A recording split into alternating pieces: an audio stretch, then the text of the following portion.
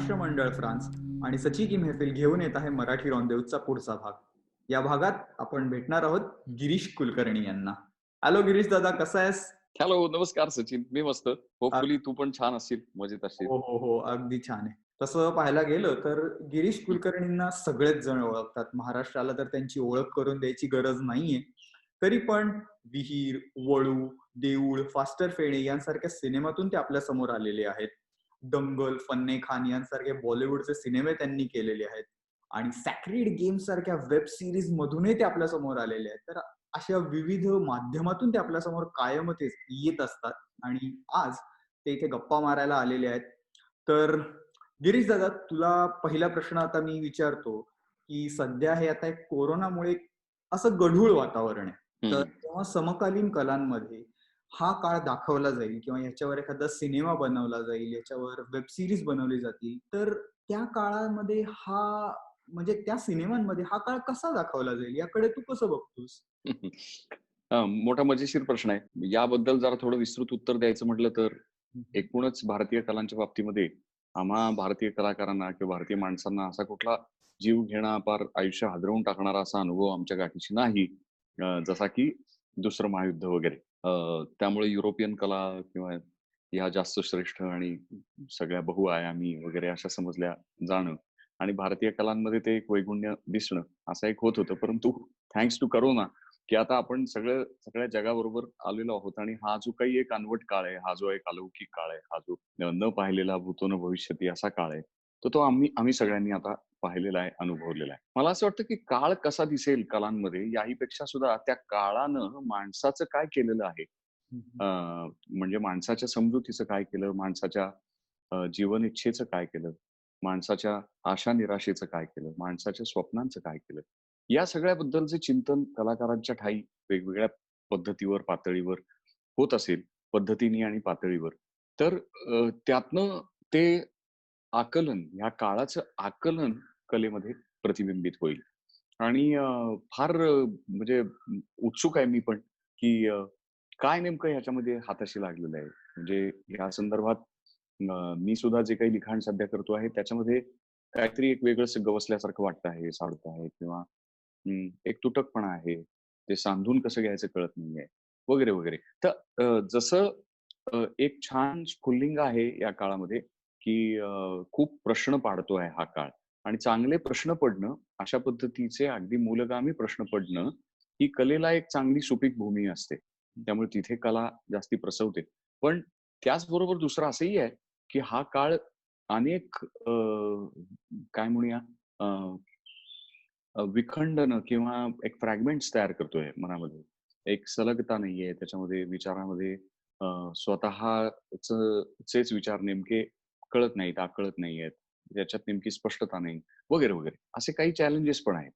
आणि त्यामुळे ह्यातनं नेमकी माणसं आता काय पद्धतीची पुस्तकं लिहितील, काय कथा लिहितील, का कुठलं काव्य प्रसवेल किंवा कुठला चित्रपट हाताशी लागेल, हे अगदी औत्सुक्याचं असेल. कारण या काळाने वेगवेगळ्या माणसांना वेगवेगळे अनुभव दिलेत. जरी काळ सर्वसामायिक असला तरी. म्हणजे उदाहरणार्थ काही लोकं जी घरातच बसून आहेत त्यांच्यासाठी एक वेगळंच विश्व या काळानं उभं केलं आणि दुसऱ्या बाजूनी जी लोकं बाहेर सतत रोज मृत्यूची टांगती तलवार घेऊन काम जी करत होती माणसं. मग पोलीस असतील, डॉक्टर असतील, प्रशासनातली लोकं असतील आणि इतरही कोणी असतील, समाज कार्यकर्ते. तर त्या सगळ्या मंडळींना वेगवेगळे नाना तऱ्हेचे हे अनुभव नक्कीच आलेले असतील. आता त्यातलं कोणी अ, जर काही एक्सप्रेशन मांडेल वेगवेगळ्या पद्धतीने, तर त्यातनं काहीतरी गंमतशीर हाताशी लागू शकतं. आणि त्यामुळे एकंदरीतच सध्या आपण जे पाहतो आहोत, की एकूणच सगळं जग प्रचंड मोठ्या प्रश्नांकित करून टाकलं या कोरोनाने. एका बाजूला कारण तुम्ही जर पाहिलंत, तर कोरोनापूर्वीचा नजीकचा काळ काय होता? तर तिथे काय होत होतं? तर जगभरामध्ये ती आपली छोटी स्वीडिश मुलगी ती ग्रेटा थुनबर्ग, ती जगाला ओरडून सांगत होती, की "बाबा निसर्ग खूपच कोपलाय बरं का. आता सगळं थांबवा बरं तुमचं आणि ते उद्या वगैरे नव्हे, आज थांबवा, आत्ता थांबवा. कारण तुम्ही आमचा भविष्यकाळ पूर्णतः त्याची वाताहत करत आहात." परंतु जगात ती त्याची हेटाळणी केली किंवा लहान मुलांनी तिला खूप चांगला प्रतिसाद दिला जगभरात. परंतु मोठ्या माणसांनी मात्र तिची हेटाळणी केली. जी शिकली सवरलेली शहाणी माणसं होती, त्यांनी हेटाळणी केली. जे तंत्रज्ञानातले जे काही पुढचे अग्रेसर असलेले लोक होते, तर ते असं म्हणले की नाही नाही, हा जो एन्व्हायरमेंटल इम्पॅक्ट वगैरे आहे, तो आम्ही असं तंत्रज्ञान विकसित सध्या करतो आहोत की 5 वर्षात त्याचे इफेक्ट सगळे नलिफाय करून टाकू वगैरे वगैरे. आणि आम्ही एका आमच्या कैफात होतो, मनुष्यजात. आम्हाला असं वाटत होतं की शास्त्राच्या द्वारे आम्ही आता गवसणी घातली इथल्या अंतिम सत्याला. हम्म. माणूस आम्ही अमर करणार, आम्ही मंगळावर जाणार आणि बिना चालकाची कार चालवणार आणि वगैरे वगैरे. आणि काय म्हणूया, आम्ही यंत्रमानवाला भावना देणार फॉर दॅट मॅटर. अशा पद्धतीच्या काहीतरी कल्पना आम्ही करू लागलो होतो. जग सगळं त्या पद्धतीचं तिकडे चाललं होतं. तंत्रज्ञान अनेक अचाट आणि एरवी अशक्य वाटलेल्या गोष्टी ह्या अगदी सहज आवाक्यात आणून पुढ्यात टाकत होतं. असा हा काळ होता. आता या सगळ्या काळाला एक पूर्णविराम दिला गेला अचानकपणे. तो निसर्गाकडनं दिला गेला आणि आम्ही कुठे गेलो? तर आम्ही परत साधारणपणे कसं म्हणूया, एक भारतीय परिप्रेक्ष्यात बोलायचं झालं तर एकत्र कुटुंब व्यवस्थेचं आमचं जे आमचा जो काळ होता, म्हणजे ग्लोबलायझेशनच्या पूर्वीचा, हम्म. मुक्त आर्थिक धोरणाच्या पूर्वीचा काळ. तर त्या काळामध्ये आम्हाला परत त्यांनी लोटलं आणि मग तिथे आम्हाला अचानक त्या जुन्या मूल्यांची आठवण यायला लागली. अ, आमचे आमचे जुने व्यवहार, समाज रीती आमच्या या सगळ्या आठवायला लागल्या आणि मग जाणवायला लागलं की अरे त्याच्यामध्ये गंमत होती. त्याचा उपयोग होत होता. कदाचित ह्या संकटाला मात देण्यासाठी पण त्याचा उपयोग आहे वगैरे, वगैरे. तर मला असं वाटतं की त्यामुळे आता या काळामध्ये अजूनही जगत असताना भविष्याची आम्ही काय कल्पना करतो आहोत? तर थोडक्यात आम्हाला कुठला भविष्यकाळ हवाय? तर किमान पक्षी आमचा नजीकचा भूतकाळ तरी भविष्य म्हणून येऊ दे बाबा, अशी आमची आत्ताची अपेक्षा आहे. की बाबा गेला बाजार फार काही बाकी नको.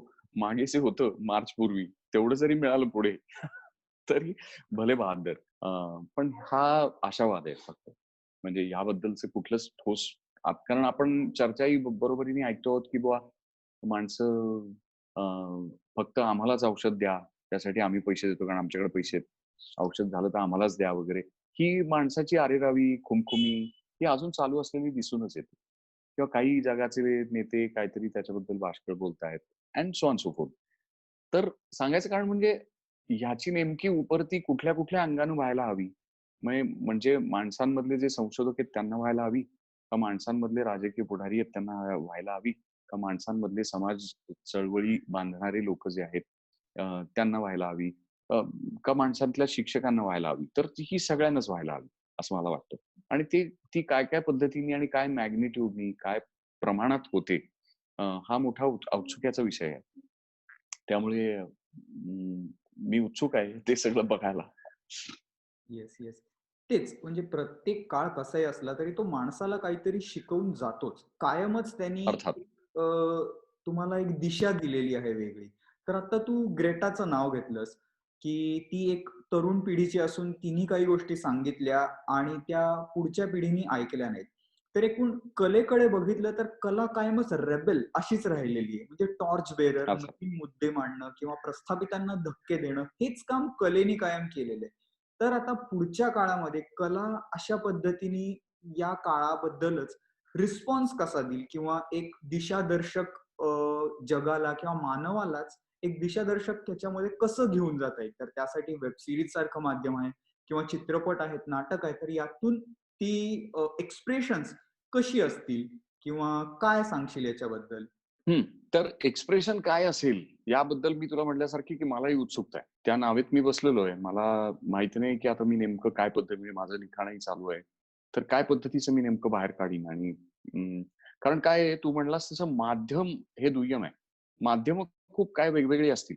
मेथड महत्वाची आहे. म्हणजे काय म्हणूया, पद्धत महत्वाची आहे. तू काय पद्धतीने सांगतो आणि ते किती परिणामकारकता त्याच्यावर ठरते, की ते जगाला पटेल अथवा न पटेल अथवा वेगळी विचार किंवा दिशा देईल अथवा न देईल, हे त्यावर ठरेल, की हं. तुम्ही काय पद्धतीने मांडता. म्हणून एका परीने वेगवेगळ्या शैली किंवा फॉर्म्स ज्याला म्हणतात, तशा शैली कदाचित विकसित होतील किंवा माणसं नवीन शैलींमध्ये काहीतरी बोलू लागतील. अ, काही म्हणजे आत्ता जे संवादाचं स्वरूप आहे एका परीने, ते खूप विखंडित आहे आणि ते बऱ्याचदा तुझ्या लक्षात येतं, की एक 5-7 वर्ष वयामध्ये फरक जरी असेल, तरी सुद्धा एकमेकांची भाषा परस्परांना कळत नाही. हो. वयांमध्ये 5-7 वर्षाची अंतर जरी असली तरी. आणि मग ते कुठपर्यंत कळत नाही, तर पार अगदी खाण्यापिण्याच्या संज्ञांपासून ते कार्टून कॅरेक्टर्स पासून ते सिनेमांची ॲब्रिव्हिएशन्स, हं. सिनेमांच्या नावांची ॲब्रिव्हिएशन्स पासून कुठल्याच गोष्टीमध्ये. आणि त्यामुळे काय होतं, की सातत्याने ती जनरेशन गॅप अगदी छोटी-छोटीच होत चालली आहे एका परीने. म्हणजे छोटी-छोटी इन द सेन्स, की अगदी पटापट ती गॅप पडत चाललेली आहे. हं, हं. अ, आणि त्यामुळे संवाद विखंडित होतोय. मग हा संवाद अशाच पद्धतीने मांडून आम्ही काही जगापुढे आणणार आहोत का? तर फॉर्म किंवा शैलीचा विचार करताना अशा ह्या अंगाने पण काही विचार होऊन काही मांडलं जाईल का? अशी एक उत्सुकता आहे. पण आता नेमकं असं भाकीत नाही करता येत. हे कारण आत्ता आम्ही जगतो आहोत. हं, हं. एका परीने ह्याचं नेमकं आकलन हा काळ संपल्यानंतरच काही काळाने होईल, असंही वाटतं. म्हणजे दूरस्थपणाने पण या अनुभवाकडे पाहावं लागेल. आता आम्ही त्या अगदी त्याच्यामध्ये गळ्यापर्यंत म्हणजे रुतलेलो आहोत. हं, हं. आणि ह्यातनं मग बाहेर पडून एकदा पुनरावलोकन ह्याचं करावं लागेल. आणि मग काहीतरी निश्चितपणाने एक्सप्रेशन तुम्हाला सापडेल. आणि त्याबद्दल थोडीशी वाट बघावी लागेल. म्हणजे ते थोडंसं संयमाने आणि धीराने घ्यायचं काम. अगदी, अगदी. तर आता हे खरंच वेगवेगळ्या फॉर्म्समधून किंवा वेगवेगळ्या पद्धतीने आपल्या समोर येईलच. पण आता एक बघायला झालं तर नाटक किंवा सिनेमा या गोष्टी नाट्यगृहात किंवा सिनेमागृहात जाऊन बघणं तितकंसं सोपं राहिलेलं नाहीये. तर अशा वेळेला वेब सीरीज किंवा नेटच्या माध्यमातून कलाकार किंवा कला ही जास्त प्रमाणात लोकांपर्यंत पोहोचेल असं वाटतं का? किंवा एक कला क्षेत्रामध्ये हा बदल अपेक्षित आहे का? मला काय वाटतं, की कलेची आविष्करणं निश्चितपणाने जास्ती लोकांपर्यंत पोहोचतील. हं, हं. कला लोकांपर्यंत पोहोचेल का नाही मला शंकाच वाटते. म्हणजे त्याकरता म्हणून सघन आस्वादक मन तयार करावं लागेल. अ, त्या पद्धतीचं शिक्षण आम्हाला घ्यावं लागेल. तर आम्हाला आमच्यापर्यंत कला पोहोचेल. हं, हं. अ, अन्यथा त्याच्या नावाने केलेली आविष्करणं पोहोचतील. म्हणजे आणि त्यामुळे तुम्हाला आता लक्षात येईल, की विपुल साधनं झाल्यामुळे एक्सप्रेशन्स किंवा अभिव्यक्ती पण वैपुल्यानी आहे. तर हं. त्याचं वैपुल्य एवढं आहे, की आता त्याच्यामध्ये आम्हाला निवडताच येत नाही, की काय नक्की चांगलं आहे आणि काय नक्की वाईट. आणि त्यामुळे दर्जाचा लय झालेला आहे. हां. दर्जा नावाची जी गोष्ट होती, गुणवत्ता नावाची गोष्ट होती, त्याचा लय झालेला आहे. त्यामुळे आमच्याकडे कसवालाच कला म्हणायची पण एक रीत पडायला लागलेली आहे. म्हणजे कोणीतरी उत्तम समूह येतो आणि तो इतका भन्नाट कसरती करत नाचतो, की आ वासून तुम्ही पाहत राहतात प्रेक्षक. पण ती कला आहे का? असा प्रश्न तिथे विचारायला हवा. खरं तर त्या अ, अत्यंत सरावातनं बांधलेलं ते एक कसब आहे. हं. असं म्हणता येईल. तर ह्या अर्थानं सुद्धा, की नेमकी कसबं काय? किंवा एखादा हुबहू एखाद्या थोर गायकासारखं गाऊन दाखवतो माणूस किंवा दाखवते बाई. तर मग ती कला आहे का? तर ते कलेचं आविष्करण आहे, नक्कीच आहे. परंतु त्याच्यामध्ये कला येण्यासाठी त्या कलाकाराचा स्वयंविचार, त्याचा जीवनानुभव हा प्रतिबिंबित व्हावा लागेल आणि मगच आम्हाला म्हणता येईल, की बाबा ह्याच्यामध्ये काहीतरी नवसृजन आहे, ह्याच्यामध्ये कला आहे. तर नवनिर्मिती हे मला असं वाटतं, की कलेचं एक मोठं व्यवच्छेदक लक्षण आहे. आणि ते त्याच्यामध्ये असायलाच हवं, की काहीतरी नवं म्हणण्याची आस, ऊर्जा उर्मी आणि ते पार पाडण्याची ऊर्जा, असं हे सगळं कला तुम्हाला देते. आता त्या नेमक्या किती आहेत, हे समजून घेतलं पाहिजे. कारण बऱ्याचशा तू म्हणतोस त्याप्रमाणे आता जे वैपुल्य अभिव्यक्तीचं जे झालेलं आहे समाज माध्यमं आणि इतर माध्यमांच्या मदतीनं, त्यामध्ये एकंदरीत लक्षात असं येतं, की ते खूप प्रतिक्रियात्मक जास्त आहे. मग हो. तू केलंस म्हणून मी करतोय. हां, आणि त्याच्यापेक्षा तर मी भारीच करीन किंवा मग मला तुझ्यावरनं कल्पना सुचतेय. "अरे, सचिननी स्वयंपाक केला का? मी करतो."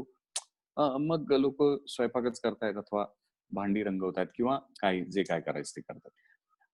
तर असं न होता मला काहीतरी सांगायचंय. हं. मला संवाद साधायचा आहे, जो माझ्या आतमध्ये थांबवता येत नाही मला. ती प्रबळ उर्मी आहे. तेव्हा मग मी काहीतरी लिहायला बसतो आणि ते जगापुढे मांडतो. तिथपर्यंत माझ्या आतमध्ये ते शिजवू देण्या इतपत माझ्यात संयम आता उरलाच नाहीये. म अ, बहु बहुतांश ठिकाणी किंवा बहुशः. आणि त्यामुळे कलाकार या काळामध्ये कलाकार खऱ्या अर्थानं कलाकार असणं, राहणं, होणं ही मोठी दुरापास्त गोष्ट किंवा अवघड गोष्ट बनलेली. त्यामुळे जे गांभीर्यानं त्याचा अभ्यास करून आपल्या जगण्याकडे खूप चांगल्या पणाने पाहू ज्यांना शकता येईल, ती मंडळी काहीतरी वेगळं करतील आणि तशी मंडळी सातत्याने कुठल्याही काळामध्ये ही कमीच असतात. तर त्यांचा शोधच घ्यावा लागतो. त्यामुळे तू म्हणतोस त्याचा हा व्यत्यास आहे, की एका परीने माध्यम काही अगदी ठोसं म्हणलं तरी सुद्धा ते खूप दूरपर्यंत घेऊन जातायत. म्हणजे कुठलाही व्हिडिओ व्हायरल करतायत. पण हं. त्याचबरोबर जे अगदी कलाकार म्हणून जे आहेत, ते मात्र छुपेच आहेत. ते अवचित तुम्हाला कुठेतरी, कुठल्यातरी एका प्रवासात, कुठल्यातरी एका वळणावर, कधीतरी एखाद्या मैफलीत अचानक ते गवसणार आहेत. त्यामुळे कारण त्याच्या ठायी आस ही फार लोकानुनय करण्याची नसते. अगदी जो जातिवंत कलाकार ज्याला म्हणूया, त्याला काही लोकानुनय करायचा नसतो. त्याला लोकांपुरती मांडायचं असतं. त्याच्यातनं तुम्ही किती घ्याल, तुम्हाला काय रुचेल, न रुचेल हा विषयच नसतो. त्याला आतून काहीतरी एक आलेलं आहे आणि ते खूप प्रामाणिकपणे, अत्यंत निर्व्याजतेने आणि तरीही काय म्हणूया संपूर्ण ऊर्जेने तो मांडत असतो. हं, हं. म्हणजे उदाहरणार्थ ज्ञानेश्वरांना आतून असं जे काही त्यांच्या जीवनानुभवाकडे पाहता वाटलं आणि त्यांनी ज्ञानेश्वरी लिहिली. आता त्यांनी हे नाही तपासत बसले ते, की बाबा तुम्हाला काय वाटेल? तुम्हाला अवघड जाईल का? तुम्हाला त्याचे अर्थ लागतील का? किंवा त्याच्या 4 पिढ्या तुमच्या अर्थ लावण्यात जातील का? वगैरे, वगैरे. So it's for people to interpret and त्याचे अर्थ लावणं ही प्रक्रिया इतरांवर सोडून द्यावी. कलाकाराचा तो काही भाग नाही. ती त्याची जबाबदारीही नव्हे. त्याच्या ठायी जो अर्थप्रकटन जे झालेलं आहे, त्याची अभिव्यक्ती तो जितक्या नवतेने करेल, तेवढं तेवढं त्याच्या कलेचं मोल, तेवढी त्याची कला टिकून राहील. तर अशा अर्थाचे कलाकार हे हिडनच असतील, ते कमीच राहतील संख्येनी आणि त्यांना शोधतच जावं लागेल. खऱ्या रसिकाला, खऱ्या आस्वादकाला त्याच्या शोधात जावं लागेल आणि मग ते हाताशी लागेल, गवसेल. अ, तर मला वाटतं हे तुझ्या प्रश्नाचं उत्तर आहे. Yes, yes. तर आत्ता तू जसं म्हणालास, की एक कलाकार आहे आणि खरंच एक सच्चा कलाकार आहे आणि यामध्ये जसा फरक आहे, तसा ऑडियन्समध्येही फरक आहे. म्हणजे काही लोकांना नाही, नाही. हां, कलाकार आणि सच्चा कलाकार असा मी फरक करतच नाही. मी म्हणतो, की अ, कसब काही हां, कसबं असतात माणसांकडे. म्हणजे उदाहरणार्थ आता मला एक बरं गाता येतं समजा हां, धरून चाला. पण म्हणून मी काही मला म्हणजे गायन कला येते असं म्हणणं, हे फार म्हणजे धाडसाचं आणि विपर्यासाचं विधान आहे. असं करता नाही येणार. पण आम्ही सरसकट ते करतो कारण तशी जनरीत आहे. हं, पण कला कोणाला म्हणावं? अभिषेकी बुवांना कलाकार म्हणावं. किशोरीताईंना कलाकार म्हणावं, नाही का? की ते नवीन काहीतरी मांडलं, त्या संगीताचा सखोल अभ्यास केला आणि पहिलं शास्त्र त्याचं अभ्यासलं आणि मग काहीतरी नवं मांडलं. तर मग किंवा एखादा नवा संगीतकार तो नवं काहीतरी शोधून त्याचं एक वेगळं स्वरूप तुमच्यापुढे ठेवतो. म्हणजे आता काय तरुण माणसांमधले म्हणायचं झालं तर आजच्या काळात अ, अ, अजय अतुल हं. सारखी मंडळी असतील, की त्यांनी आपल्या मराठी लोकसंगीताचा वापर करीत अ, जसं हृदयनाथ मंगेशकरांनी काही काळापूर्वी संगीत मांडलं होतं, तसं संगीत एक नवं मांडलं. बरं. आणि म्हणजे त्याला लोकाश्रय मिळाला तो भाग वेगळा, पण काही त्यातलं अनवट त्यांनी नवं सौंदर्य काढायचा प्रयत्न केला. तर तशा अर्थानं कलेमध्ये शोध घेणारी माणसं हं, हं. ही हीच कलाकार ह्यांनाच कलाकार म्हणता येतं. बाकी सगळ्या लोकांना कलाकार आम्ही म्हणतो कारण तशी जनरित आहे. पण ते काही खरं नव्हे. ते तर आहेच. म्हणजे कलाकार म्हणून लोकांचा ॲक्सेप्टन्स किती आहे ह्याच्यानुसार तो किती चांगला कलाकार आहे अशा पद्धतीने त्याच्याकडे बघितलं जातं. तर हो. पण ह्याच्यावर ते ते पूर्णतः चूक आहे. म्हणजे हं, हं. लोकाश्रय किंवा लोकप्रियता हा येस. कलेच्या गुणवत्तेचा निकष असूच शकत नाही. किंबहुना तुम्ही कधीही पहा जे म्हणून थोर गणले गेले कलाकार, त्यांना त्यांच्या कालीन जनतेने किंवा अपेक्षा झाली नाही. रसिकांनी उपेक्षाच वाटायला आली आहे कायम. आणि क कालांतराने, पिढ्यानंतर हं, हं. मग त्याचं मोल कळतं. मग कारण ते तेवढं पुढचं असतं. बरोबर. म्हणजे त्याच्यामध्ये काहीतरी काय म्हणूया, पुढे जाणारं असं तत्व असतं आणि त्यामुळे ते लगेच त्या वेळेस कळत नाही आणि ते दुर्बोध पण राहतं. बरं. तर अशा पद्धतीचं हे जेव्हा मत मांडलं जातं किंवा या पद्धतीचं हे काही ती लोक पॉप्युलर ओपिनियनच्या अगेन्स्ट जेव्हा असं मत मांडलं जातं, तर या मताकडे बघणारा ऑडियन्स किंवा हे समजून घेणारी लोकं पण कमी आहेत. तर अशा पद्धतीने एक ऑडियन्स बद्दल बोलायचं झालं तर एक मास पब्लिक्स किंवा एक क्लास किंवा फेस्टिव्हल मूव्हीजला जाणारा एक पब्लिक असं 2 ऑडियन्समध्ये एक 2 वेगळे भाग आहेत असं वाटतं का? की काही लोकं याला मान देतात आणि काही एक छोटासा लिमिटेड भाग आहे जो खरंच त्या फेस्टिव्हल मूव्हीज किंवा ज्या मूव्हीजमध्ये असे कलाकार असतात, असे मुद्दे नवीन काही मांडलं जातं, त्यांच्याकडे जात असतात. तर हा बदल एक ऑडियन्स किंवा हा फरक एक ऑडियन्स म्हणूनही बघायला मिळतो का? हो, हो. अगदीच, अगदीच. पण जसे जातिवंत कलाकार कमी आहेत किंवा हं. कमी असतात, तसे जातिवंत रसिक अथवा प्रेक्षक किंवा आस्वादक हे कमीच असतात. आणि कारण त्याच्यासाठी पण अभ्यास लागतो. अ, समजून घ्यावं लागतं.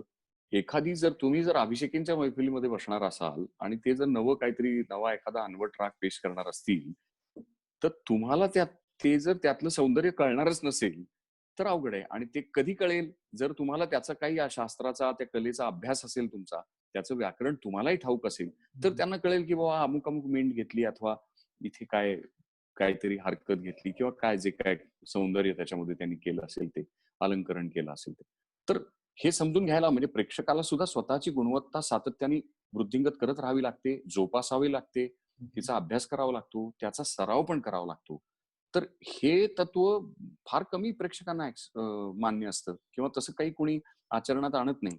किंवा आपल्याकडे सरसकट मी तुला सांगू का, की विरंगुळा आणि मनोरंजन या 2 शब्दांमध्ये फार गोंधळ आहे. आम्ही सतत विरंगुळ्याची मागणी करतो. आम्हाला विरंगुळा हवा असतो. मग विरंगुळ्यामध्ये काही तुमचं ऍक्टिव्ह पार्टिसिपेशन त्या अर्थाने नकोच असतं. म्हणजे तुम्ही तिथे पूर्णतः त्याच्यामध्ये गुंतवले गेलेले नसलात तरी चालू शकतं. तुमच्या मनाला एक विसावा आणि एक विरंगुळा हाच त्याचा भावार्थ आणि शब्दार्थ एकच आहे. तर अ, ते वेगळं आणि मनोरंजन वेगळं. कलेमध्ये मनोरंजन करण्याची आता मनोरंजनामध्ये जरा थोडीशी खोली आहे त्याला. मनाचं रंजन करण्याची पात्रता आणि मन आपलं काय-काय पद्धतीने काय अपेक्षा करतं खरं तर आणि काय-काय पद्धतीने त्याचं अं, त्याची पूर्ती, त्याच्या अपेक्षांची पूर्ती होऊ शकते आणि मग त्यातनंच हे रंजन त्या मनाचं घडतं. म्हणजे त्याला काही प्रश्नही पडणं अपेक्षित असतं. काही त्याला नवी प्रमेय त्याच्यापुढे येणं अपेक्षित असतं. असं आपलं मन खूप काय-काय मागत असतं. पण आम्ही आमचं नीट ऐकत नाही. तर ते लोकांचं काय दुसऱ्याचं ऐकणार. त्यामुळे आम्ही आमच्या अपेक्षा पण इतक्या सुबक आणि साध्या करून ठेवलेल्या आहेत ना, हां, म्हणजे 2 तास डोकं बाजूला ठेवून मस्त मज्जा आली पाहिजे वगैरे. असं आम्ही आम्हालाच इतक्या खालच्या स्तरावर घेऊन येतो. मग समोरचा माणूस अजून खाली देणार आहे. हं. तुम्ही हे लक्षातच घ्या, की जेव्हा ग्राहक मुळातच अपेक्षा कमी काहीतरी करतो, तर त्याला काही फार गुणवत्तेचं द्यायची गरजच नाही पडत उत्पादकाला. त्यामुळे तो अजूनच खालच्या दर्जाचं काहीतरी देतो. तर हा हा थोडासा प्रश्न आपल्या एकंदरीत कलेच्या व्यवहारामध्ये खूप दिसून येतो. हं, हं. पण प्रेक्षक जिथे म्हणून तू जे याचं त्याचं वर्गीकरण करायचा प्रयत्न केला, की जे एका परीने व्यावहारिक आहे खूप, हो. की फेस्टिव्हलचा प्रेक्षक आणि मासेस वगैरे असं. अ, तिकीट बारीवरचा प्रेक्षक एका परीने असा. तर चित्रपटाच्या बाबतीमध्ये का बरं चा प्रेक्षक मग तो गिनाचुना असतो, पण ते जातात त्या फेस्टिव्हलला. ते पैसे खर्च करतात, ते वेळ काढतात आणि मग ते चित्रपट ते पाहतात. कारण चित्रपट ही जी काही व्यामिश्र कला आहे, तर त्या कलेचं आस्वादन कसं करायचं हे त्यांचं ठरलेलं असतं किंवा त्यांनी शिकलेलं असतं किंवा त्याचा काहीतरी एक पूर्वपीठिका त्यांच्यापाशी तयार असते, अभ्यास असतो. आणि मग त्याची पूर्ती करणाऱ्या गोष्टी कुठे मिळतील बुवा? म्हणून ते फेस्टिव्हलमध्ये जातात. तिकीट बारीवर त्याचं काही होत नाही, असं त्यांना ठाऊक असतं. अ, आणि दुसरं असं आहे, कला काय पद्धतीने आणि काय वातावरणामध्ये तिचा उपभोग घ्यायचा किंवा अ, तिचा आस्वाद घ्यायचा, हेही खूप महत्वाचं आहे. तर त्यामुळे खऱ्या सच्च्या आस्वादकांना त्याचीही फार आस असते, की यथायोग्य वातावरणातच मी त्या कलेचा आस्वाद घेईन. मी उगाच कुठेतरी काहीतरी खूप कल्लोळ चालू आहे आणि तिथे मी एखादं चित्र पाहीन, तर तसं नाही वाटत. शांत पाहिजे, शांतता पाहिजे. हं, खूप हं. स्वच्छ आणि मोकळं, हवेशीर असं दालन पाहिजे. तर तिथे मी एखादं चित्र पाहायला जाणं, याला प्राधान्य देईन. तर सांगायचं कारण म्हणजे या वातावरणाचा पण भाग आहे. पण प्रेक्षक म्हणून आम्ही जोपर्यंत या पद्धतीच्या आमच्या अपेक्षा आणि त्याच्याबद्दलची एक निश्चित भूमिका हं. आमची स्वतःची तयार करत नाही, तोपर्यंत कलेमध्ये तसं त्या पद्धतीचं प्रतिबिंब दिसणार नाही. आणि मासेसच्या बाबतीत तू जसं म्हणलास तसं, की बहुतांश लोकांना एवढा त्यांचं विकसन झालेलं नसतं. विचार तेवढा तू करत नाहीत लोकं आणि त्यामुळे त्यांना विरंगुळा चालणार असतो. त्यामुळे ते हं. म्हणतात, की "कशाला डोक्याला ताप? फार नका ताप करू. हे मस्त आहे. छान 2 विनोद टाका मध्ये, एकदा गाणं टाका, मज्जा." आणि दुर्दैवानं त्यालाच कला, कला, कला म्हणायचं आम्ही एक सरधोपटपणे म्हणू लागलो आणि म्हणून तुम्हाला आता दिसून येईल, की हर कोई म्हणजे प्रत्येक दगडाखाली 4 लेखक, 4 नृत्यकर्मी, 4 चित्रकार, 15 लेखक असे सापडतातच तुम्हाला. कारण जो तो Facebookवर काय कोण चारोळ्याच लिहितो, कोण नवऱ्याबद्दलच कविता लिहितं, कोणी काय म्हणजे चालूच असतं ना. प्रत्येक जण काही ना काहीतरी अभिव्यक्त होतानाच दिसतो.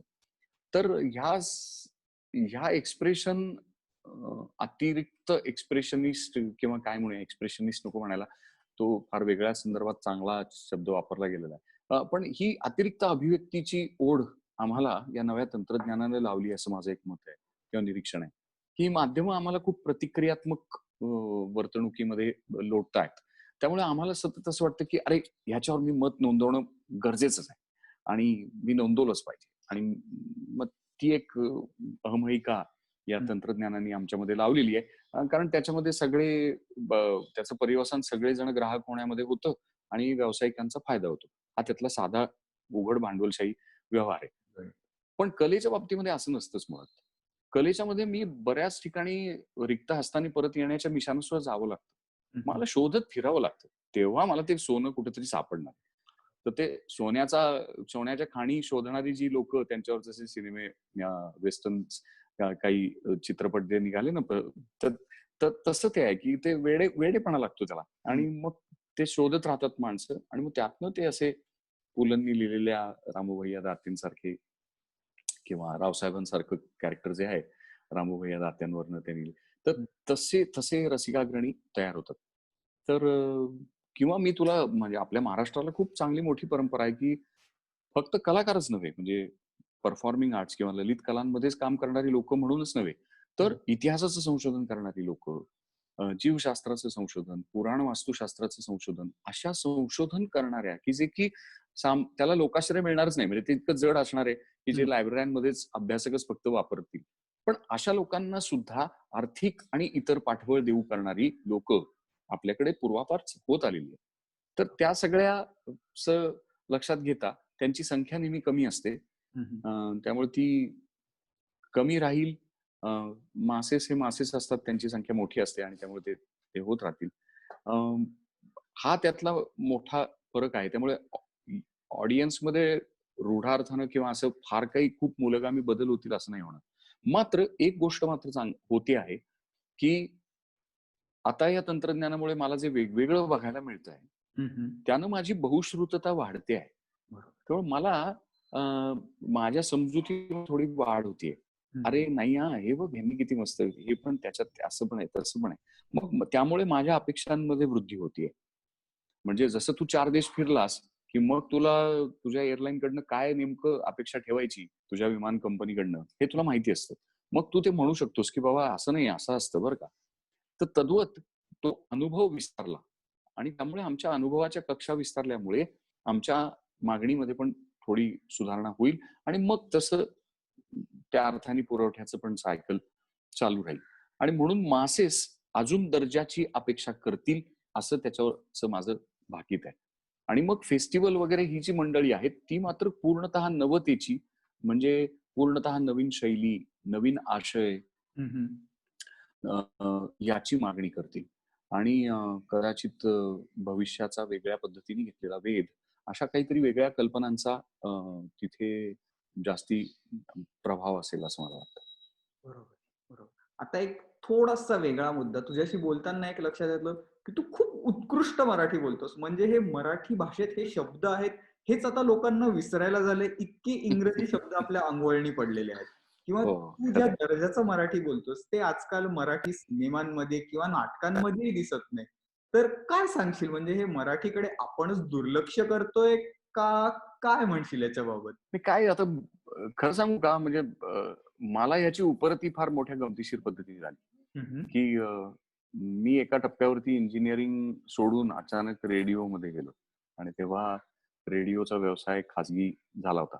सुरुवात होती अगदी नवीन. आणि त्यामुळे ते सगळं अमेरिकेचं जे काही मॉडेल होतं किंवा अमेरिकन सगळी त्याची इथे प्रत काढत होते लोकं. तसंच्या तसं करा. तिकडे करतात, तिकडे यश मिळालेलं आहे, तिथे पैसे मिळवले, इथे पण तेच करा. असं एक आपला अगदी खास भारतीय खाक्या होता. सांगायचं कारण म्हणजे त्याच्यामध्ये असं अपेक्षित होतं, की तुम्ही 3 भाषांचं कडबोळं करून बोला. ओके. इंग्रजी, हिंदी आणि मिही इंग्लिश वगैरे असं त्याला नावही त्यांनी तयार केलं. आणि मी कडाडून विरोध केला. मी म्हणलं असं बोलून चालणारच नाही. कारण काय होतं, की त्यानं रेडिओ हा तुमचा म्हणजे रेडिओ या माध्यमाचं जे मर्मस्थान आहे, ते तुम्ही समजून घेतलं पाहिजे. तो तुमचा सखा होतो, तुमचा मित्र होतो. हं, कारण तो पॅसिव्ह असतो. तो तुमच्या चालू जगण्यामध्ये ढवळाढवळ करत नाही. दूरस्थ राहून तुम्हाला आसरा देतो. तुमच्या काही हळव्या क्षणी तुम्हाला मित्रत्वाचा अ, काही एक सूर ऐकवतो वगैरे, वगैरे. तर सांगायचं कारण म्हणजे त्यानं तुमची भाषा बोलली पाहिजे. तर तो आपला मित्र होईल, तर तो सखा वाटेल, तर त्याची आठवण येईल. अन्यथा नाही होणार. आता तुमचा रेडिओ ऐकणार कोण आहे? तर तिथे मासेस ऐकणार आहेत. हं, हं, कारण ते मासेसचं माध्यम आहे एकापरीने. आता हे जर सगळे जर सामान्य जण ऐकणार असतील, हं, हं, तर त्या लोकांना हे तुमचे अचानकपणे आंगळालेले शब्द असे काही इंग्रजाळलेले असे नाही कळणार आहेत. हं, हं, आणि मग त्यांना अर्थच नाही त्यांच्यापाशी तयार होणार आणि मग ते कदाचित तुमच्या माध्यमापासून, तुमच्या चॅनलपासून जे कुठलं रेडिओचं हं, तुमचं आहे वाहिनी, त्यापासून दूर जातील. हा माझं म्हणणं होतं. हं, तर मग त्याच्यावर बरीच चर्चा, चर्वण आणि मी म्हणलं, की पुण्यासारख्या गावामध्ये जर रेडिओ चालवायचा आहे, तर त्या वाहिनीनी मराठी संगीत ऐकवलंच पाहिजे. त्याशिवाय पर्यायच नाही. म्हणजे तुम्ही माणसांना त्यांच्या सांस्कृतिक पोषणापासनं वंचित ठेवू शकत नाही. हं, ते हं. तुम्ही करत राहिलंच पाहिजे. वगैरे, वगैरे. तर सांगायचं कारण म्हणजे हे मला त्या रेडिओ मिर्चीच्या नोकरीने मला दिलेलं आकलन आहे, की आमचा विचार प्रक्रिया आमची कशी होते? आम्ही सलग एका भाषेमध्ये विचार करतो का? वाक्याची जुळणी कशी करतो? कर्ता, कर्म, क्रियापद सलग एकाच भाषेमध्ये आमचं म्हणजे मातृभाषेत सामान्यतः माणसं विचार करतात. तर तुम्ही ते विचार करताना तसा विचार करता का? आणि जर करत असाल, तर मग तसं बोलत का नाही? तर तुम्हाला वारंवारता म्हणजे जे शब्द तुम्हाला लागणार आहेत, हं. त्याबद्दलचा तुमचा संग्रह नाही, शब्दसंग्रह. आणि त्यामुळे तुम्ही अडखळता आणि मग तुम्हाला असं वाटतं, की समोरच्याला कदाचित कळणार नाही. आणि म्हणून मग मी पटकन सोयीचा म्हणून एखादा इंग्रजी शब्द मध्ये वापरतो. हं, आणि त्याची एक जनरीत होऊन जाते. आता हे व्यवहारातलं बोलणं जे आहे ते वेगळं. हं, परंतु मला जर बोलण्यामध्ये अर्थ तयार करायचा असेल, शब्दांच्या रचनेमधनं अर्थ हं, तयार करायचा असेल, हं, हं. तर मला सलग एका भाषेमध्ये बोलायला पाहिजे. मग इंग्रजी असेल तर इंग्रजी बोला. तसं काही प्रश्न नाही. म्हणजे तुम्ही फ्लुएंटली इंग्रजीमध्ये बोला. सलग किंवा हिंदीत बोला किंवा काय तमिळमध्ये बोला. ज्या कुठल्या भाषेत बोलायचं ते बोला. सगळ्या भाषा या छान असतात. त्या आवश्यक आहेत. माणसा-माणसामध्ये संवाद घडवतात. ज्ञानाचा व्यवहार घडतो भाषेमुळे वगैरे, वगैरे. संस्कृतीचा व्यवहार घडतो. तर त्यामुळे त्या महत्त्वाच्या आहेत. पण आता जर मला इथल्या निसर्गामध्ये मी जन्मलो, इथल्या ज्या काही इतिहासात जन्मलो, ह्या काळात जन्मलो.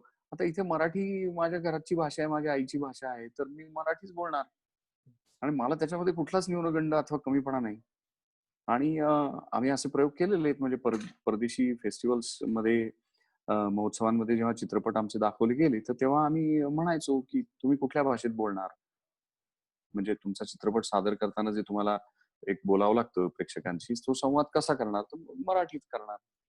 आता तुम्ही चिनी माणसांसाठी जर दुभाषा ठेवू शकता, तर मराठीसाठी ठेवा.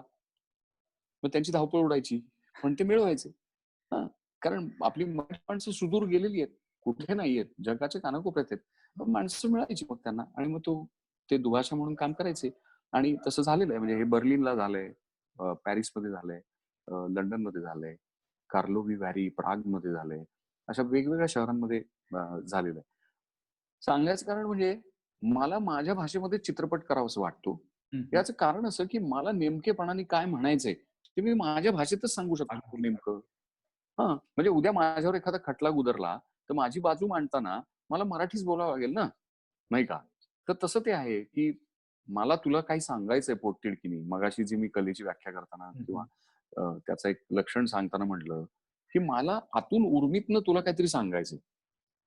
तुलाच म्हणण्यापेक्षा माझ्या समकालीन मानव समूहाला सांगायचंय. हं, हं. तर असं मी लोकांपुढे काहीतरी ठेवू पाहतो आहे, तर ते जे उगवून येणार आहे ते माझ्या विचाराच्या भाषेतनंच येणार आहे. बरोबर. आणि म्हणून मी माझ्या मातृभाषेतनं सिनेमा करतो, लिहितो. म्हणजे मी आणि उमेश. हे त्याचं कारण आहे आणि त्यामुळे अवघड वगैरे ही सोपी लेबलं त्याला एक आपलं डकवतो ना आपण, की एक काहीतरी त्याला अं, अ, खऱ्या अर्थानं दूषणच म्हणावं लागेल. हे असं दूषण चिटकून टाकायचं, की "हो, तुम्ही बाबा फार अवघड बोलता. आम्हाला काही कळतच नाही बाबा." पण समजा असं तांदूळ निवडतात तसं निसायला बसलं आणि निवडून काढलं, हं. किंवा कुठला वाटला रे तुला अवघड शब्द आणि मग तो काढला बाजूला, तर त्याचा अर्थ ठाऊक असतो. हो. तुम्ही फक्त समग्रतेने ऐकत नाही आणि ते जर ऐकलं तुम्ही तर तुमचाही शब्दसंग्रह वाढेल आणि तुम्हाला सापडतील की अनेक स- भाषा तुमची संस्कृती सांगत असते दुसऱ्याला. त्यामुळे संस्कृतीवाचक खूप शब्द असतात. म्हणजे उदाहरणार्थ काही क्रिया म्हणजे साडी नेसणे. हं. आता साडी हे वस्त्र परकीय संस्कृतीमध्ये नाहीच. त्यामुळे त्याशी निगडीत असलेलं नेसणे हे क्रियापदही तिथे नाहीच. है की नाही? रांधणे असं जो स्वयंपाकाच्या संबंधातला विचार आहे. हं. पाणी शिंदणे अशी जी क्रियापदं आहेत समजा. तर आता ह्या पद्धतीचे व्यवहार म्हणजे जनरीती नव्हत्याच. त्यामुळे तशी भाषा त्या पद्धतीने झाली. त्यामुळे त्यांच्याकडे ज्या पद्धतीचे शब्द लोकव्यवहारातनं जन्माला येतात. तर तेच हे समजून घेतलं पाहिजे. आणि म्हणून आमचं जर आम्हाला खरोखर परदेशात जाऊन मंडळी गणोत्सव करतात आणि फेटे घालून नाचतात वगैरे. अ, म्हणजे त्यांना त्यांच्या संस्कृतीचा एक मोठा आधार वाटतो तिकडे, परस्थ देशात गेल्यावर, हो की नाही? मग असं असताना तुम्ही मग भाषेचा पण त्याच्यामध्ये अंतर्भाव केला पाहिजे आणि त्याच्यावरती पुढच्या पिढीपर्यंत तुम्ही तुमची भाषा तिच्या सकल वैशिष्ट्यांसकट पोचवाल आणि मग पुढच्या पिढीला ठरवू द्या, की त्यांनी ती घ्यायची का नाही घ्यायची. ते भले बहाद्दर. म्हणजे मला असं काही त्याच्याबद्दल फार भावनिक उमाळे-बिमाळे येत नाहीत, की आमची भाषा किंवा मला त्याचं कुठलं राजकीय भांडवल करावं असंही वाटत नाही. हं, हं. पण मला नेमकपणाने माझी ओळख लागण्यासाठी भाषा उत्तम माझी असावी, असं मात्र मला वाटतं. आणि हा त्याच्या पाठीमागचा विचार आहे. त्यामुळे मी आणि सुदैवाने काय झालं, की मला खूपच लोकांचा अशा लोकांचा सहवास लाभला, की जे फार उत्तम मराठी बोलतात. आणि इतकं सुंदर म्हणजे डॉक्टर नरेंद्र दाभोळकर किंवा प्राध्यापक कैलासवासी हे दोघंही आता नाहीत. राम बापट म्हणा किंवा आमचे गोपू देशपांडे म्हणा किंवा असे अनेक लोक आमचे इथले गोबम देगलूरकर सर आमचे म्हणा, बाबासाहेब पुरंदरे म्हणा, हं. अनेक लोक की वैशिष्ट्यपूर्ण भाषा वापरून राम शेवाळकर म्हणा, कितीतरी नावं सांगता येतील. तर या मंडळींचं मराठी तुम्ही ऐकत राहावं असं असतं. श्रीपू भागवत. तर मला म्हणायचं असं की नेमकं आम्हाला जे काही म्हणायचं आहे त्याचा अर्थ पूर्णांशाने समोरच्यापर्यंत पोहोचण्याकरता तुमच्या मातृभाषेचं सुकर साधन दुसरं कुठलं नाही. त्यामुळे भले तुम्ही ते का नाही वापरणार असा मला प्रश्न पडतो. आणि मग त्याचे तुकडे पाडून ना ते मध्ये काही दुसरे शब्द येणं ते माझंही होतच खूप. कारण मीही खूप चार चौघातच व्यवहारात वावरतो. जिथे की सगळे एमबीएनची चलती आहे. सगळ्या दुनियामध्ये, आलम दुनियेमध्ये, की जे खूप काहीतरी धेडगुजरी भाषा बोलतात आणि ती व्यवहाराची भाषा त्यांनी केली आहे, धंद्याची भाषा असं मी त्याला म्हणतो. हं. आता त्या धंद्याची भाषा मलाही बोलावीच लागते कुठे-कुठे जाऊन बाहेर. त्यामुळे माझ्यावरही तो परिणाम होतोच. म्हणजे ते काही दुर्गुणापासून मी फार हे सुरक्षित आहे अशातला भाग नाही. पण परत-परत घासून-पुसून धुवून लख्ख करावं लागतं भांडं. पुन्हा-पुन्हा सराव करावा लागतो आणि जाणीवपूर्वक बोलावं लागतं. आता समजा मी एखाद्या इंग्रजी वाहिनीवर मुलाखत द्यायला गेलो, तर मग हं. मी इंग्रजी बोलतो. त्याकरता मी सराव करतो. 2 दिवस मी सलग मग इंग्रजीत जास्तीत जास्त बोलतो. पण पूर्ण इंग्रजीत बोलतो. हं. मग जेणेकरून आणि मी तिथे गेल्यानंतर पहिल्यांदा हे सांगतो, की बाबा English still remains a foreign language for me. So pardon my mistakes. I'll try not to make them, not to make many, but still there is a possibility that I could make mistakes because it's a foreign language for me. आणि एक मी अडखळीन हं, हं. ते मांडताना हे करताना. हां, माझं इंग्रजी वाचन काही कमी आहे का? तसं काही मला कुठला न्यूनगंड आहे का? असं काही नाही. हं, हं. पण नेमकेपणाने मला हे साहेबाला सांगता येतं, की "बाबा हे पहा तुझी भाषा मी प्रयत्न करतो." त्यामुळे मी अगदी जर्मन लोकांशी जाऊन आम्ही बिनधास्त जर्मन जे काही तोडकं-मोडकं जे आहे, ते सुद्धा बोलू शकलो. अ, किंवा आता आमचा मित्र उमेश कुलकर्णी तो उत्तम फ्रेंच शिकलेला आहे. त्यामुळे हो. तो फ्रेंच बोलूही शकतो. आमचा फ्रान्समध्ये एक फार चांगला मित्र आहे. तर तो त्याच्याबरोबर फ्रेंच बोलण्याचे आम्ही खूप विनोदी प्रयोग करत असतो. असो, तर त्यामुळे हे भाषेबद्दल त्याच्यामध्ये जाणीवपूर्वक काहीतरी अवघड करायचंय किंवा काहीतरी असं काही नाही. हं, हं. नेमकं बोललेलं कळावं लोकांना, हा तो विषय आहे बास. आता तू फ्रेंच भाषेबद्दल बोललास, तर काय सांगशील फ्रेंच भाषा किंवा फ्रेंच इतिहास, संस्कृती याच्याबद्दल काय? किंवा फ्रेंच सिनेमा हा कसा वेगळा आहे किंवा काय अरे बघायला बापरे! मिळालं काय याच्यामध्ये असं? अरे मजेशीर माणसं आहेत फ्रेंच आणि खूपच म्हणजे सगळ्या जगाला भुरळ घालतात ती. त्यामुळे म्हणजे त्यांची संस्कृती भुरळ घालते. ते ज्या पद्धतीने सोहळे मांडतात, मग त्यांच्या खाण्यापिण्याच्या अ, सवयींचा सोहळा असेल अथवा सकाळी प्रातःकाळी उठून जाऊन तो लांबुळका ब्रेड घेऊन येणं असेल बेकरीमध्ये जवळच्या जाऊन, ही त्यांची सवय किंवा कोणाकडे जर रात्री भोजनाला बोलवलं, तर मग एखादी सुंदरपैकी वाईनची बाटली घेऊन जाणे वगैरे असा शिष्टाचार असेल. अनेक अनेक रीतीच त्यांच्या फार लुभावतात हं, हं. आणि आणि एकूण त्या अर्थाने उच्चारणाच्या दृष्टीने ती थोडीशी फार काय म्हणूया काय कसं सौम्य आणि हं. मृदू भाषा आहे. हो. फार अशी म्हणजे जर्मन थोडी जरा कठोर हो. व्यंजनं मराठीसारखी आहे. जर्मन म्हणा किंवा डच म्हणा, या भाषा तुला मराठीच्या जवळ जाताना दिसतील, की मराठी हिंदीच्या तुलनेत खूपच कठीण आहे. कठीण इन द सेन्स रखरखीत आहे. हं, हं. तर तर त्याचा पोत ह्या फ्रेंच भाषेचा पोत हा नरम मुलायम हो, आहे. अगदी. आणि आणि त्याच्यामध्ये एक जे फ्रेंच कलेमध्ये पण तत्व दिसून येतं, की त्याच्यामध्ये एक जो जे नाजूकपणा. त्याला हां. नाही नाजूकपण तर मी म्हणलंच, की तो नरम मुलायम पोत आहे. ते नाजूकपण आहेच आहे. पण त्याच्यामध्ये एक ज्याला हे म्हणतात ना ॲब्सर्डिटी असा हं, जो विषय असं जे कलेचं एक सौंदर्य मूल्य आहे. हं, तर त्या पद्धतीचं पण मला त्याच्यामध्ये दिसून येतं, की एक त्याच्यात एक मस्त ॲब्सर्डिटी आहे त्या हं, हं. भाषेच्या उच्चारणामध्ये, त्याच्या व्याकरणामध्ये. आता हा मुद्दा मला फक्त भावनिकदृष्ट्या आकळलेला आहे.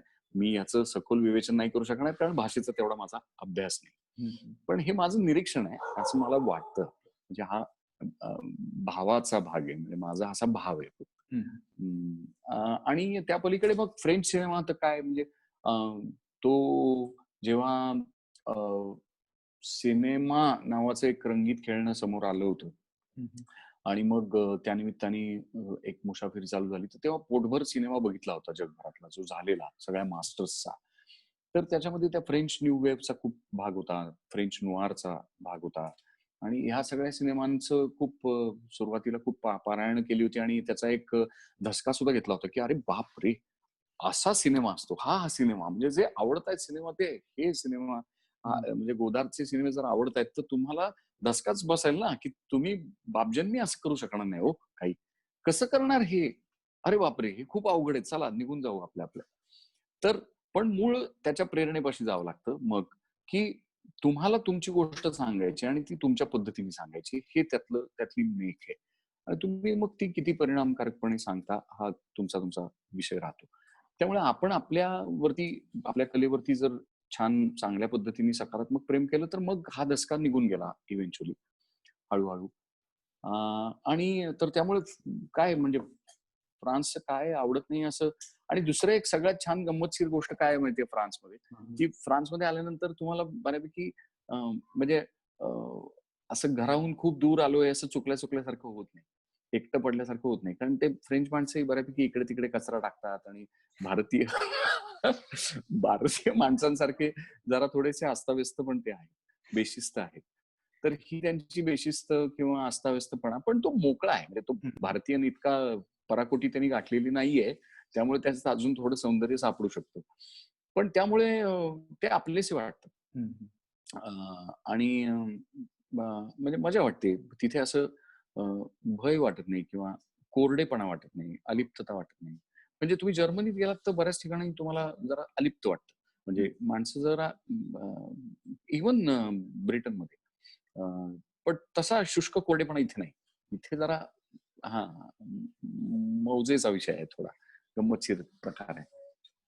असं सगळं आहे. बरोबर. तर तू अ, जगभ्रमंती केलेली आहेस त्या चित्रपटाच्या माध्यमातून. त्याच्याशिवाय एक लेखक आहेस, एक दिग्दर्शक आहेस, एक कलाकार आहेस. या विविध माध्यमातून किंवा या विविध भागातून तू व्यक्त होत असतोस. तर कवी किंवा काव्य याविषयी काय सांगतील, की यातूनही गोष्टी सांगितल्या जातात किंवा यातूनही मत मांडलं जातं. तर तू कधी असं करतोस का, की कविता किंवा संगीत ह्याच्याकडे कसं बघतोस? हम्म. मला असं वाटतं की साहित्यिक कला प्रकारांमध्ये कविता ही सर्वोच्च मानली गेली पाहिजे किंवा मानली जातेही. हम्म. इतकी ती इतकं ते उच्च स्थान तिला आहे त्या कला प्रकाराला. म्हणजे एखादा माणूस नाटककार सहजी होऊ शकेल, कथाकार एक वेळ होईल, कादंबरीकार त्याहून जरा थोडंसं अवघड पण तसं होईल. पण तो कविता करणं ही फारच जरा गंभीर गोष्ट आहे आणि फार अनवट गोष्ट आहे.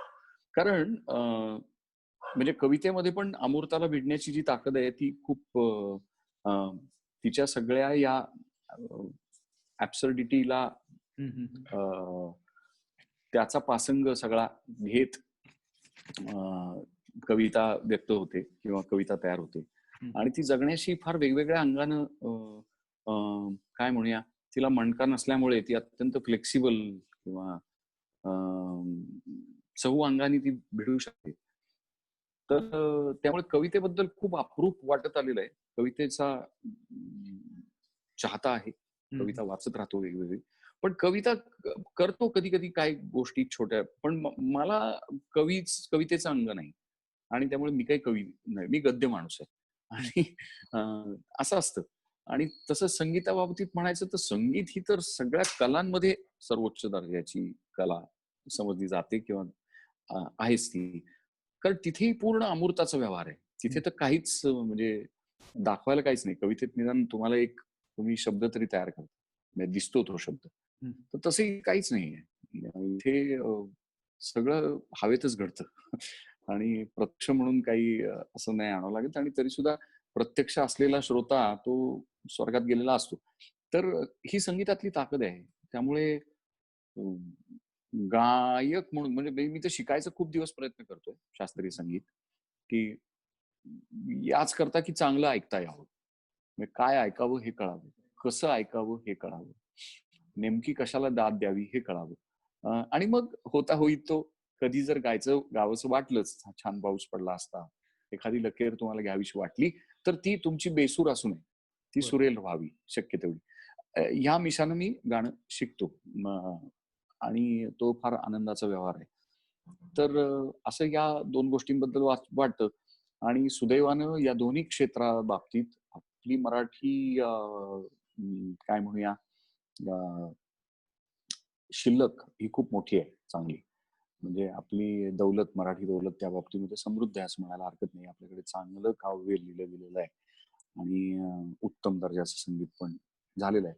आता एकूणच जागतिकीकरणाच्या लाटेमध्ये जे प्रभाव सगळ्याच माणसांवरती येतात आणि एक जे सगळ्या संस्कृत्यांचं एक त्याचं काय म्हणूया एक वितळून त्याचा एक जिन्नस तयार होण्याचं जे काही प्रक्रिया चालू आहे सगळ्या जगभरामध्ये, त्याचे प्रभाव पडून जी अभिव्यक्ती तयार होते कवितेच्या बाबतीमध्ये किंवा संगीताच्या बाबतीमध्ये, तर तिची संक्रमण अवस्था आहे असं मला वाटतं. काही काळानंतर त्याचं एक नेमकं छान स्वरूप समोर येईल